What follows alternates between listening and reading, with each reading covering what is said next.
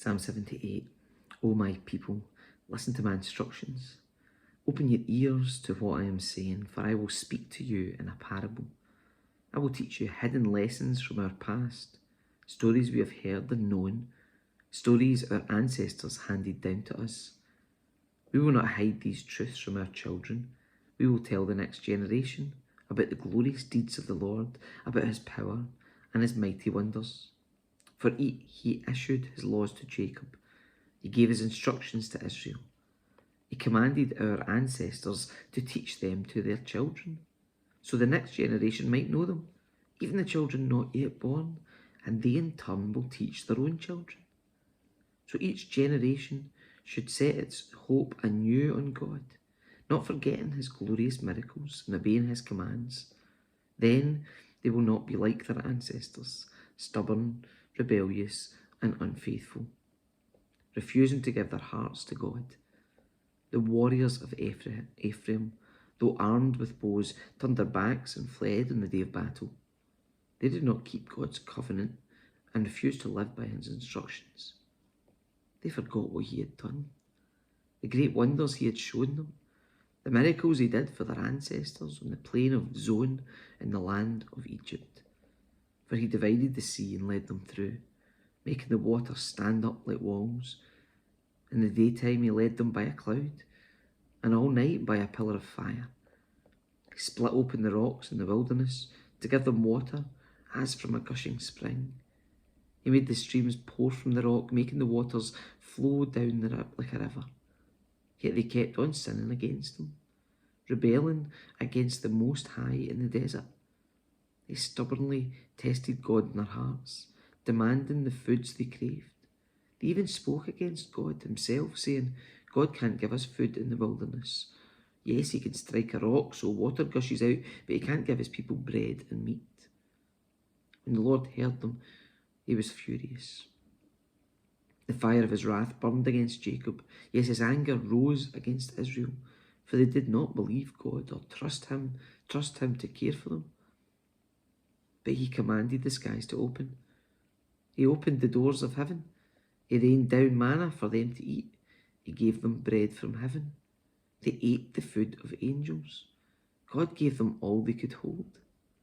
He released the east wind in the heavens and guided the south wind by his mighty power. He rained down meat as thick as dust, birds as plentiful as the sand on the seashore. He caused the birds to fall within their camp and all around their tents. The people ate their fill. He gave them what they craved. But before they satisfied their craving, while the meat was yet in their mouths, the anger of God rose against them, and he killed their strongest men. He struck down the finest of Israel's young men. But in spite of this, the people kept sinning. Despite his wonders, they refused to trust him. So he ended their lives in failure, their years in terror. When God began killing them, they finally sought him. They repented and took God seriously. Then they remembered that God was their rock, that God Most High was their Redeemer. But all they gave him was lip service. They lied to him with their tongues. Their hearts were not loyal to him. They did not keep his covenant. Yet he was merciful and forgave their sins and did not destroy them all. Many times he held back his anger and did not unleash his fury, for he remembered that they were merely mortal, gone like a breath of wind that never returns. Oh, how often they rebelled against him in the wilderness and grieved his heart in that dry wasteland. Again and again they tested God's patience and provoked the Holy One of Israel. They did not remember his power and how he rescued them from their enemies. They did not remember his miraculous signs in Egypt, his wonders on the plain of Zon, for he turned their rivers into blood, so no one could drink from their streams. He sent vast swarms of flies to consume them and hordes of frogs to ruin them. He gave their crops to caterpillars, their harvest was consumed by locusts. He destroyed their grapevines with hail and shattered their sycamore figs with sleet. He abandoned their cattle to the hail, their livestock to bolts of lightning. He loosed on them his fierce anger, always fury, rage, and hostility. He dispatched against them a band of destroying angels. He turned his anger against them. He did not spare the Egyptians' lives, but ravaged them with the plague. He killed the oldest son in each Egyptian family, the flower of youth throughout the land of Egypt.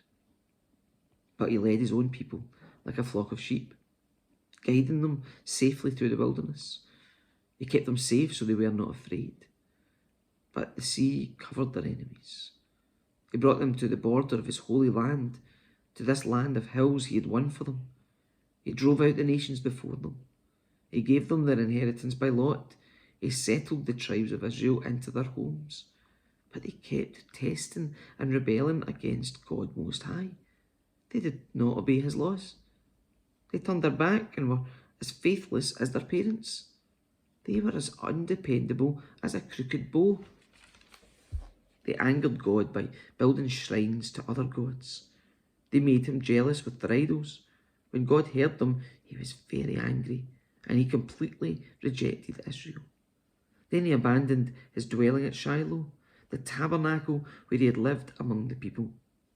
He allowed the ark of his might to be captured. He surrendered his glory into enemy hands. He gave his people over to be butchered by the sword because he was so angry with his own people, his special possession. Their young men were killed by fire. Their young women died before singing their wedding songs. Their priests were slaughtered, and their widows could not mourn their deaths. Then the Lord rose up, as though waking from sleep, like a warrior aroused from a drunken stupor. He routed his enemies and sent them to eternal shame, but he rejected Joseph's descendants. He did not choose the tribe of Ephraim. He chose instead the tribe of Judah and Mount Zion, which he loved. There he built his sanctuary as high as the heavens, as solid and enduring as the earth. He chose his servant David, calling him from the sheep pens. He took David from tending the ewes and lambs and made him the shepherd of Jacob's descendants, God's own people, Israel. He cared for them with a true heart and led them with skillful hands.